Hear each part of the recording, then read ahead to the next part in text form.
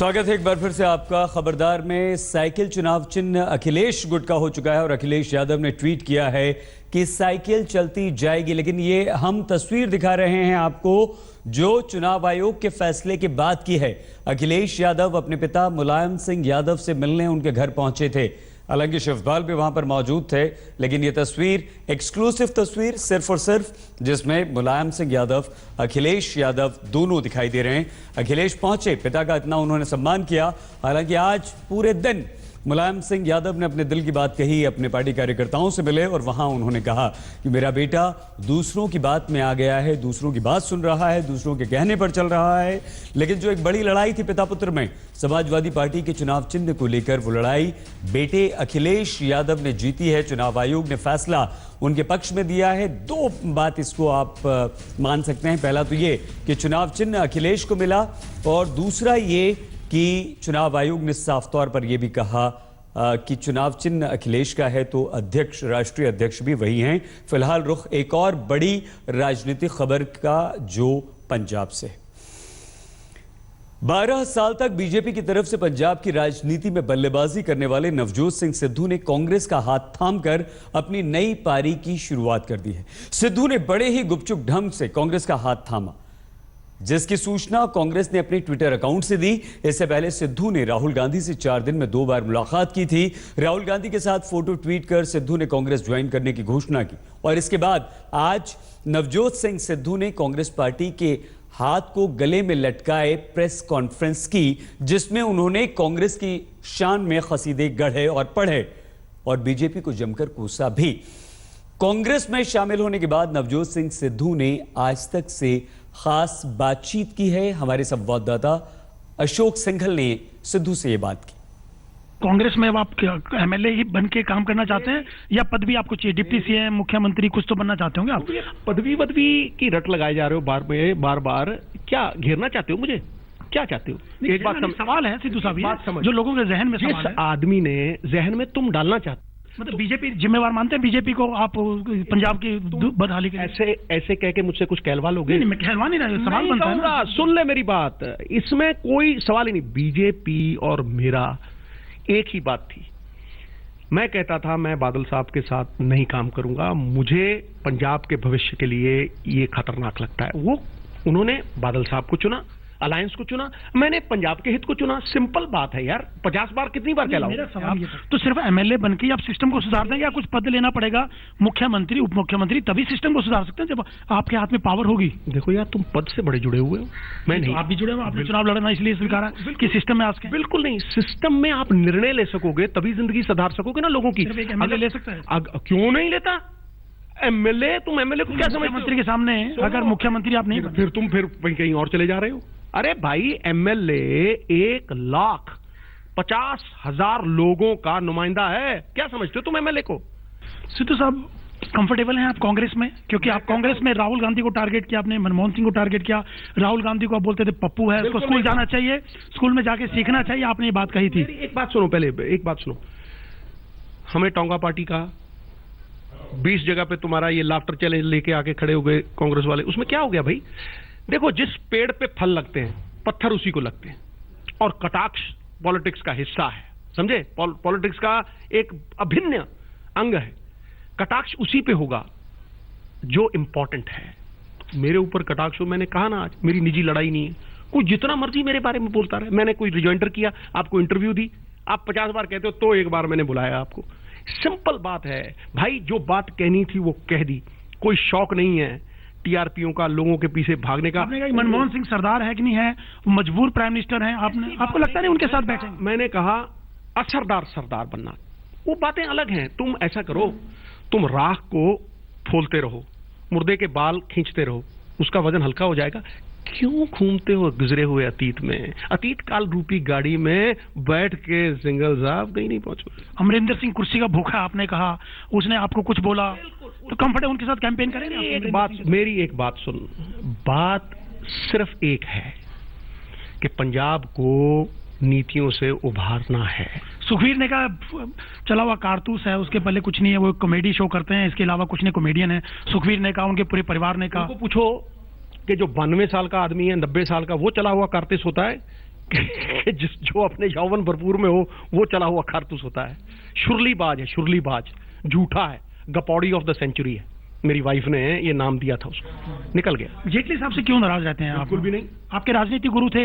मैं कह रहा हूं बिल्कुल भी नहीं, खत्म हुई बात। नहीं तो बिल्कुल भी नहीं। तो मथुरा कौन है आपके लिए और केकई कौन है? मैंने कहा ना आपको, लोगों को पता है। मैंने कहा जो पंजाब के लोग साजिश करके मुझे वहां से भगाना चाहते थे, जिन्होंने डॉक्टर रतन सिंह अजनाला जैसे शरीफ अकाली को घर पे बिठा दिया, जिनको असुरक्षा थी नवजोत सिंह सिद्धू से, पंजाब जानता है वो कौन थे। अमरिंदर सिंह ने कहा है कि नवजोत सिंह सिद्धू अनकंडीशनल आ रहे हैं, ना उनको उप मुख्यमंत्री की पेशकश की गई है, ना मुख्यमंत्री की कोई पेशकश नहीं की गई है।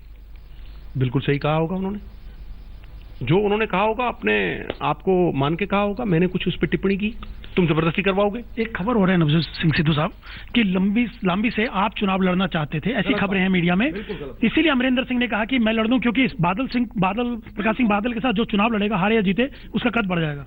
एक अंग्रेजी में कहावत है, there are lies, there are white lies and there are lies which can ice a cake. ये वैसा ही झूठ है, सफेद। ओके, बस। कैमरामैन संजीव के साथ अशोक सिंगल, दिल्ली आज तक। साल 2014 के लोकसभा चुनाव में सिद्धू का अमृतसर से पत्ता कट गया था, टिकट नहीं मिला था। उसके बाद मोदी कैबिनेट में भी सिद्धू 12वें खिलाड़ी की भी जगह नहीं पा सके थे।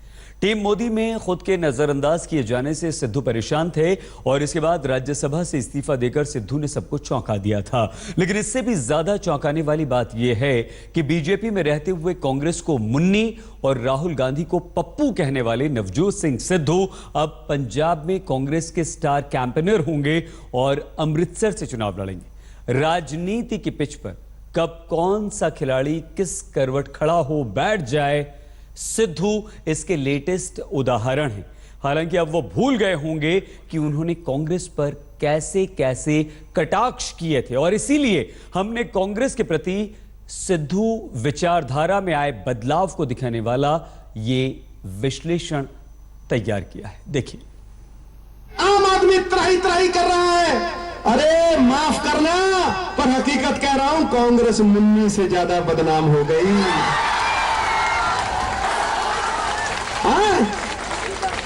इतनी बदनाम हो गई, नीलाम हो गई। अंधी के नैनों को खुमार आया है, अंधी के नैनों को खुमार आया है। आज गंजों को कंघी का प्यार आया है। अंधी के नैनों को खुमार आया है, आज गंजी को कंघी का प्यार आया है। बेचे थे जिन्होंने अपने शहीदों के कफन, आज कांग्रेस के वजीरों में उनका शुमार आया है। I'm a born congressman. मेरा अस्तित्व पैदाइशी कांग्रेसी है। I've just come back to my roots. Pandit Jawaharlal Nehru ने कहा 10 साल में इस देश की गरीबी दूर कर दूंगा, 10 साल में इस देश को शिक्षित कर दूंगा। क्या मिला बाबा जी का ठुल्लू? फिर इंदिरा गांधी आ गई, वो राग अपने लग गई, कहने लगी गरीबी हटाओ, देश बचाओ, बाबा जी का ठुल्लू। मेरी एक घर वापसी है, मैं वापस घर आ गया। बाकी कुछ लोग टिप्पणियां करते हैं, असर नहीं है। दुनिया में सबसे बड़ा रोग मेरे बारे में क्या कहेंगे लोग। हम लोग कहते हैं इस देश को सोने की चिड़िया बनाना है, ये कांग्रेस वाले कहते हैं इस देश को सोनिया की चिड़िया बनाना है। मैं अपनी जड़ से वापस जुड़ गया। मेरे पिता सरदार भगवंत सिंह सिद्धू कीर्ति गदर पार्टी में तेजा सिंह स्वतंत्र के साथ कांग्रेस में शुरुआत की। 40 साल कांग्रेस की सेवा की, एमएलए बने, एमएलसी बने। रुपया गिर रहा है, लोग गिर रहे हैं। अरे मुझे तो ये भी सुनने में आया है कि सरकार गिर रही है। मैं कहता हूं और सरकार कितना गिरेगी, कितना गिरेगी ये सरकार। अरे कांग्रेस मुन्नी से ज्यादा बदनाम हो गई। मैं किसी पार्टी के ऊपर टिप्पणियां नहीं करता। मैं ये मानता हूं कि पार्टियां अच्छी बुरी नहीं होती, पार्टियों को चलाने वाले लोग अच्छे बुरे होते हैं। मैं इतना ही कहना चाहता हूं, नेतृत्व की भी कमी है, कांग्रेस के पास विश्वास की भी कमी है। Strong rules need to be implemented. This is in the agenda. I've spoken to Rahul Bhai on this. He agrees. हमारे एजेंडे में है कि हम रूल बनाएंगे, लॉ बनाएंगे। एक तरफ जानदार शानदार मोदी साहब और दूसरी तरफ ऐसा प्रधानमंत्री जो ना सरदार और ना असरदार। अगर दो देशों के रिश्ते सुधर सकते हैं टेबल के ऊपर, तो हमारे नहीं सुधर सकते क्या? अगर लालू जी नीतीश जी के साथ इकट्ठे हो सकते हैं तो क्या यार हम नहीं हो सकते भाई? जिन्होंने एक जर्रे को आफताब बनाया, इनके आशीर्वाद की सौगंध खा के नवजोत सिंह सिद्धू आज आमंत्रित करता है, चिन्नौती देता है कांग्रेस के अध्यक्ष साहब को कि आके राजनीतिक बहस करें मुझसे। 5 साल 6 साल हमारे और 50 साल कांग्रेस के, और अगर मैं हार गया राजनीति सदा के लिए छोड़ के चला जाऊंगा। जहां से पार्टी कहेगी वहां से चुनाव लड़ूंगा, खड़ा। जो सिद्धू कल तक कांग्रेस की टांग खिंचाई करने में एक पल भी नहीं गवाते थे, वो सिद्धू अब कांग्रेस ज्वाइन करने को अपनी घर वापसी बता रहे हैं। आप सुन ही चुके हैं। वैसे सिद्धू का ये यू टर्न राजनीति के लिए कोई नई या हैरान करने वाली बात बिल्कुल भी नहीं। यहां पर आप कीजिए बस थोड़ा सा इंतजार। कुछ ही देर में जब हम लौटेंगे तो देश के हर माता पिता को सावधान करने वाली खबर का विश्लेषण करेंगे, जिसे देश के हर माता पिता को देखना बहुत जरूरी है, क्योंकि उसके बाद आपको अपने बच्चों की चिंता सताने लगेगी। गंभीर खबर है। क्या आपको पता है कि दुनिया में बच्चों के यौन शोषण की सबसे ज्यादा घटनाएं हमारे देश भारत में होती हैं? क्या आपको पता है कि भारत में हर 3 मिनट में एक बच्चा यौन शोषण का शिकार बनता है? और क्या आपको यह भी पता है कि दिल्ली पुलिस ने एक ऐसे सीरियल रेपिस्ट को गिरफ्तार किया है जो पिछले 12 साल में 2500 बच्चियों से रेप की कोशिश कर चुका है, जिसकी तस्वीर आप देख रहे हैं। 500 मासूम बच्चियों का रेप कर चुका है। दिल्ली पुलिस को सीरियल रेपिस्ट सुनील रस्तोगी के गुनाहों की भनक तब लगी जब दिल्ली के न्यू अशोक नगर इलाके में दिसंबर महीने में मासूम बच्चियों के साथ रेप की 3 वारदात हुई।